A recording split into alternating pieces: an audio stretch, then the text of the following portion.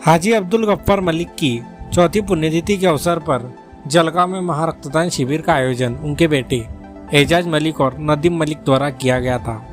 इस शिविर में विशेष सरकारी वकील उज्जवल निकम, आमदार चंद्रकांत सोनवणे, पूर्व उप महापौर करीम सालार, मुफ्ती हारून, अजीत सालार, रागिब अहमद सहित कई सामाजिक और राजकीय नेता उपस्थित रहे। कार्यक्रम का सूत्रसंचालन साबिर मुस्तफाबादी ने किया।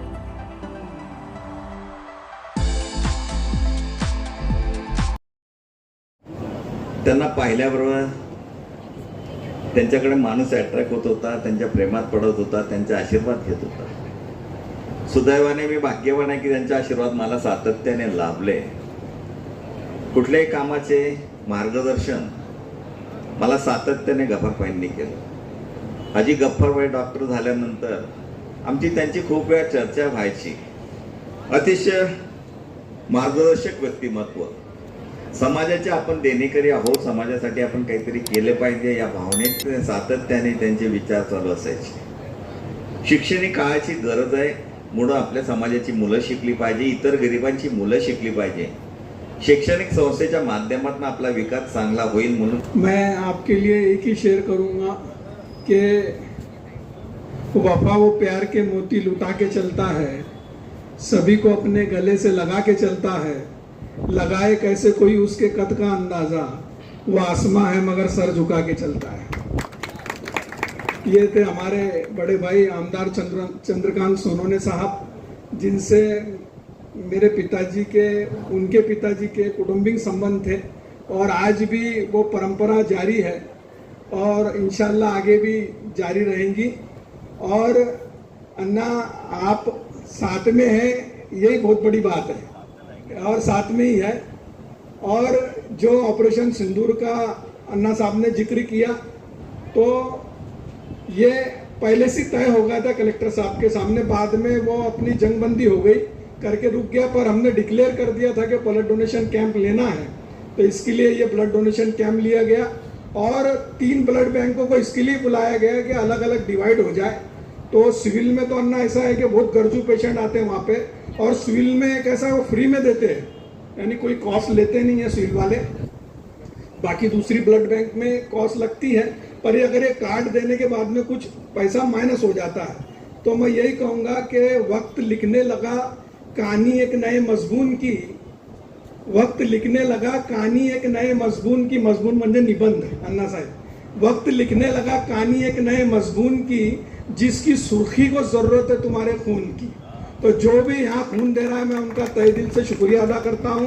यहाँ पे चंद्रकांत अन्ना सोनवणे आए, विलास दादा है, महाजन सर है, बारे साहब है, इंगड़े दादा है, अभी विकास दादा है और हमारे जितेंद्र यहाँ पे मौजूद है और तमाम ही अपना चेतन है, हमारे कांग्रेस के भाई है। मैं सबका यहाँ खैर मकदम करता हूँ और आप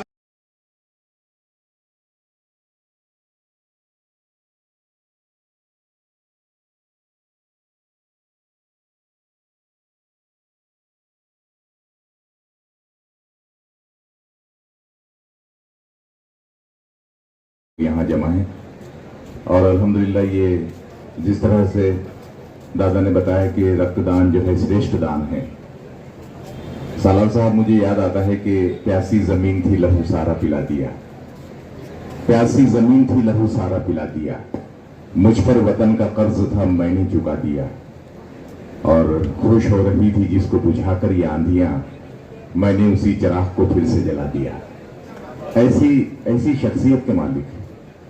और खुश हो रही थी जिसको बुझाकर ये आंधियां, मैंने उसी चिराग को फिर से जला दिया। और अब मेरी जिंदगी की दुआ मांगते हैं लोग, अब मेरी जिंदगी की दुआ मांगते हैं लोग, जब जिंदगी को मैंने नजर से गिरा दिया।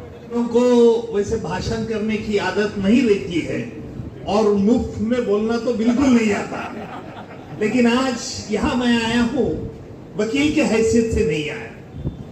गफ्फार भाई के बेटे एजाज भाई ने जो बहुत बेहतरीन काम शुरू किया है, उसके लिए उन्हें शुभकामना देना के लिए मैं आया हूं।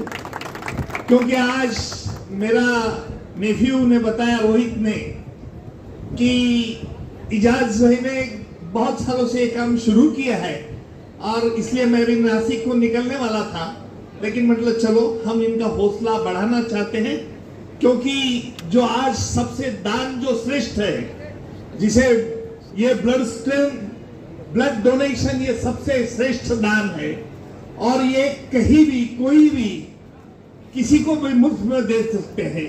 इसलिए मैं कहता हूं जिन्होंने आज ब्लड डोनेट किए उनका बहुत शुक्रगुजार हूं। और इजाज भाई आप ऐसे लगे रहो जिससे एक सामाजिक सद्भावना बढ़ सकती है।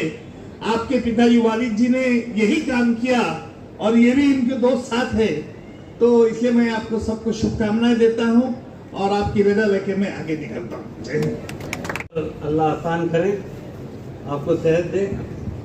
आपने मलिक परिवार को जो आशीर्वाद दिया, उनकी हिम्मत बढ़ाई और इस काम को सराहा।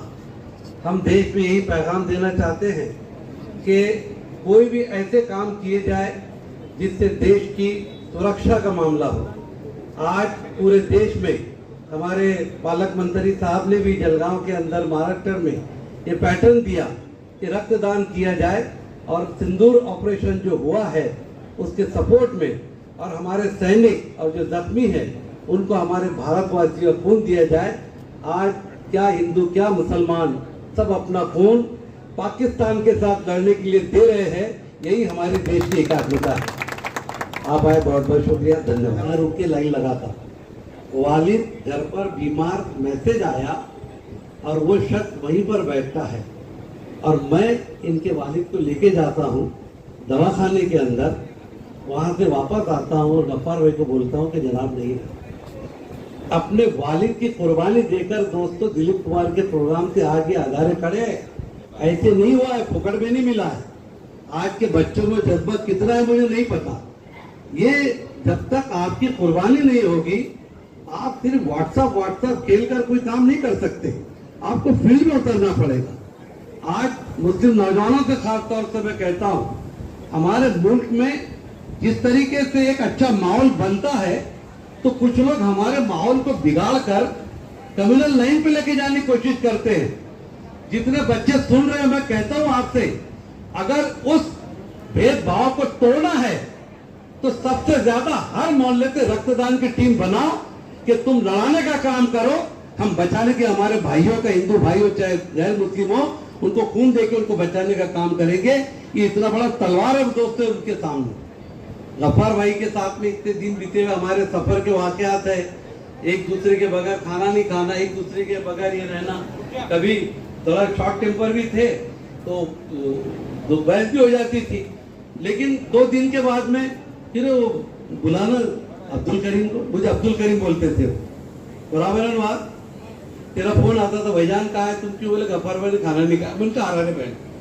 यानी हम लोग जरा सी बात पर अगर एक दूसरे से दूर हो गए तो ऐसी दुश्मनी पे उतरते जैसा पहले कुछ लेना देना था ही नहीं। दोस्तों, अपने रिलेशन अगर किससे रखते हो तो पानी की तरह रहो। लकड़ी आती है उतनी देर के लिए दूर हो जाओ, लकड़ी हटती है फिर आके मिल जाओ, तो दुनिया में काम होते हैं। हमारी टीम मजबूत थी, हमारी टीम ने जो कुछ भी किया वो आपके सामने है। ऐसी बहुत बातें हैं गफ्फार भाई की, कौन कौन से पहलू को मैं आपके सामने बयान करूं, पर इतना ही कहूंगा मैं कि जाने वाले कभी नहीं आते, जाने वालों की याद आती है। हमारे हाथ में कुछ नहीं है, हम सबको मरना है, हम सब बुक है, एक दिन मृत्यु अटल है, हमको भी यहाँ से जाना है। बस काम ऐसे करो कि दुनिया के अंदर आपकी दौलत कभी आपको याद नहीं रखने लगाएगी, आपकी इज्जत, आपकी कुर्सियां कभी याद नहीं की जाएगी, लेकिन आपने लोगों के लिए काम किया, दुख दर्द में साथ दिया और कुछ ऐसी चीजें कर करके जिसकी वजह से लोगों को आपके पास ये फायदा हो रहा है, तो याद रखिए वही आपके नामा अमाल में सबसे ज्यादा काम आने वाला है।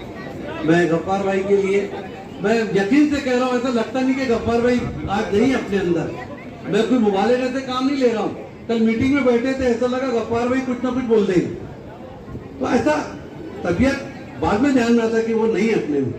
तो मैं उनके भी तमाम खानवादों से और मलिक परिवार से गुजारिश करूंगा कि गफ्फार भाई नहीं है, लेकिन गफ्फार भाई की याद इस शहर में, जिले में खास तौर से याद की जाएगी। उनके नाम को लेके चलना ही आपकी जिम्मेदारी है। आप अपने आप को बबूल के पेड़ मत बनाओ, आप फलदार दरख्त रहो। जितना आप झुकेंगे दुनिया आपकी इज्जत करेगी, जितना आप लोगों के साथ मोहब्बत से पेश आएंगे दुनिया आपसे उतनी मोहब्बत करेगी। इसको याद में रखिए।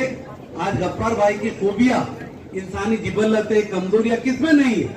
हम सब गुनाहगार हैं, हर कोई गुनाह करता है, लेकिन अपने गुनाहों पे नादिम होना और नेकी की तरफ माइल होना ये इंसान की फितरत है। उनकी अच्छी बातों को आप अपने अंगीकरण करो। उनके सामने कोई भी जरूरतमंद आए कभी खाली नहीं जाता था, कभी उनको ऐसा नहीं था। और आपका चेहरा बता के बताते कि तुम्हारे बाप दादा कौन थे, इतना उनको फेस रीडिंग था। यानी वो बात करते थे तो उसको खुद सामने वाले को पता नहीं उसके दादा परदादा क्या थे, वो उसको शिक्षा बताते थे। इतना उनको जो है तो मतलब ये नॉलेज था। मैं कभी कभी बोलता भी था, गफ्फार में इतनी दूर काय को जाते? तो बोले मेरे को शौक है। वो फिर इस्माइल साहब के साथ हम बैठते थे, निवेदन लिखना, दंगे चलते थे तो वही करते थे, जमानत कराओ। फिर मुजाहिद साहब की अम्मा के साथ में जो वाकया हुआ, उनको सब लव लहान करके उनके सब तोड़े और सोना छीन लिए। तो हम दोनों के पास में हुआ है। तो मुजाहिद साहब के एक रिश्तेदारी था उसके साथ में, और एक बच्चा था जो एक काम करता था ससुर के बीच भजिए में खिला के बेहोश करके छीन लेना। शादा रेलवे स्टेशन से बड़ी हुई गुल आए। अब हमने 2-4 थप्पा लगा के कबूल करे, टाटा फैल के पूरे आके 100 डेढ़ जो मार रहे हम रुक नहीं रहे। आखिर को उसकी पसली फ्रैक्चर हो गई, रात को 2 बजे एडमिट करे, वो मर गया। 5 बजे मराठे साहब का मैसेज आया कि आप 5 लोगों के नाम मर्डर केस में हैं। बोले क्या करना? तो बात ये भी सुन लो, हम 5 लोगों के नाम से हम भागे नहीं।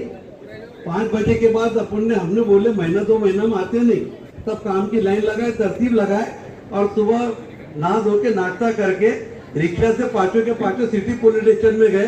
सारे पुलिस देख रहे मर्डर के आरोपी आ गए। हम चाहते थे, ये बोल सकते थे जिसके घर में मर्डर हो उन्होंने करो, हमारा भी ले देना, हमने आंख पे झेले हो। तो समाज में काम कर रहे हो तो मुसीबत उठाना पड़ेगी। आज अगर ऐसा किसी के साथ वाकया तो नहीं हो साहब, वो तो साबिर मुस्तफा के घर में उनकी अम्मा के साथ हो, उनको पकड़ो, मेरा क्या लेना देना। लेकिन दोस्तों ये कुर्बानी आपका इमेज बनाती है, आपकी वक़्त बढ़ाती है, लोगों का भरोसा बढ़ता है। वरना टपोरी टाइप की लीडर तो आते जाते रहते, रोज आते हैं रोज मरते हैं। और पवित्र कुरान की 2 पंक्तियां मैंने अभी आपके सामने पढ़ी।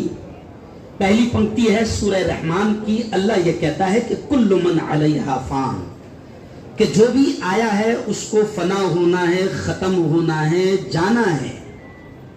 और दूसरी पंक्ति का ट्रांसलेट ये है कि कुल्लु नफ्सिन जायक़तुल मौत, हर नफ्स को मौत का मजा चखना है। जिस अंदाज में मरहूम अब्दुल गफ्फार मलिक साहब ने काम किया है, तालीमी मैदान में, शैक्षणिक मैदान में, सियासी और समाजी मैदान में, सेवा के मैदान में, यकीनन ये ऐसे काम हैं कि हम बिल्कुल दिल की गहराइयों से ये कह सकते हैं, एक मुस्लिम धर्म गुरु होने के नाते भी मैं ये कह सकता हूं कि मरहूम अब्दुल गफ्फार मलिक के ये काम ऐसे हैं कि जिन कामों की बुनियाद पर अल्लाह उनकी मग़फ़िरत करेगा, उनके दर्जात को बुलंद करेगा और उनके कामों को शर्फ़े क़बूलियत से नवाजेगा। और आज उनके परिवार ने, मलिक परिवार ने, एजाज मलिक, नदीम मलिक, वहाब भाई और तमाम लोगों ने, रहीम भाई, इन तमाम लोगों ने, मलिक परिवार ने आज जो सर रक्तदान शिविर रखा है, एक बहुत सुंदर नाम दिया है, ऑपरेशन सिंदूर। जो फौजी या जो हमारे भाई जख्मी हुए हैं, मलिक परिवार से 2 दिन पहले बात हो रही थी सर, तो इसके पहले एजाज मलिक साहब का एक सजेशन हमको बार बार आता था कि आप लोग जो वक्त बचाओ समिति के माध्यम से काम कर रहे हैं, तो आप महाराष्ट्र और ऑल इंडिया को बोलो कि एक दिन पूरे ऑल ओव्हर इंडिया में रक्तदान शिबिर करे, वो एहतिजाज का सबसे बड़ा अच्छा तरीका रहेगा। म्हणजे याचं सर आपल्याला जे निषेध नोंदवायचा आहे की वक्फ कायद्याविरोधात, तर एकाच दिवशी संपूर्ण भारतभर करायचं, ते झालं नाही। परंतु त्यांनी आपल्या वडिलांच्या दिवशी, बरसीच्या दिवशी हा कार्यक्रम केला, त्याबद्दल खरोखरच त्यांचे अभिनंदन करतो की त्यांनी त्यांच्या वडिलांच्या सामाजिक कार्याला अनुसरून त्यांनी हे कार्य ठेवलेलं आहे। रक्तदान हे सर्वश्रेष्ठ दान असतं। हाजी साहेबांच्या शेवटच्या क्षणाचा ये उसका जवाब है कि बहुत गलत फहमी आप मुसलमानों में ब्लड डोनेशन को लेकर, नहीं है। जनरली हमारे बारे में बहुत सारी बातें ऐसी कही जाती है कि भाई इनको इसके इल्म नहीं है, इसकी मालूमात नहीं है, लेकिन आज का प्रोग्राम इसकी अहमियत सिर्फ बताता नहीं बल्कि इतनी बड़ी तादाद में ब्लड डोनेशन कैंप में बोतल जमा होना इस बात का सबूत है कि उम्मत मुसलमान भी इस काम से बखूबी वाकिफ है और जरूरत पड़ने पे अपना योगदान देती है। बहुत अच्छी पहल, ये चौथा प्रोग्राम है जो चौथी बरसी के मौके पर उन्होंने रखा। तमाम जो मलिक फैमिली के लोग हैं इनका भी अपना जो भी हयात है, इनका भी काम अल्हम्दुलिल्लाह, एजाज भाई है, नदीम भाई है, इनका भी काम पर बहुत अच्छा कौम के लिए है और मुझे बोलने का मौका दिया गया, इसलिए मैं शुक्रिया करता हूँ। क्यों रक्तदान करना चाहिए? ये एक पुण्य का काम है और हर नॉर्मल इंसान को इसे करना चाहिए। इसकी वजह से ना जाने कितने लोगों की जान बच जाए और इसमें हमारा तो कोई नुकसान नहीं रहता। 4 दिन में खून लेवल में आ जाता है। इसलिए मैं तो चाहूँगा कि हर एक नॉर्मल आदमी ने रक्तदान करना चाहिए।